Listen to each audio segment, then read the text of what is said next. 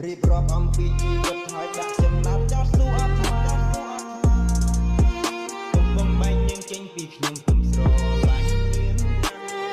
មួយថាជីវិតមិនកំព្រារស់នៅតែឆ្ងាយលឿនវាពុំមិនដែរមកបាននៅផ្ទះលើកដៃបន់ព្រះបួងសួងទេវតាពេលនេះស្នេហាក៏ត្រូវគៀបឆ្ងាយហេតុអ្វីជីវិតគឺតែរឿងក្តៅក្រហាយទឹកភ្នែកខ្ញុំស្រក់មិនដែលតាក់ស្បើយហេតុអ្វីពេលនេះនឹកគេដល់ហើយនឹកគេដល់ហើយក៏សេពាក្យពេចលេចចេញជាចម្រៀងគឺគាត់ថាអូនលឺហើយអូននឹងបានស្ដាប់នៅអ្វីដែលបងនិយាយអ្វីដែលបងរៀបរាប់អ្វីដែលបងនិយាយអ្វីដែលបងរៀបរាប់អំពីជីវិតហើយដាក់ចំណាប់ចោលស៊ូអត់ថ្មទុំបំបែកនឹងចេញពីខ្ញុំស្រឡាញ់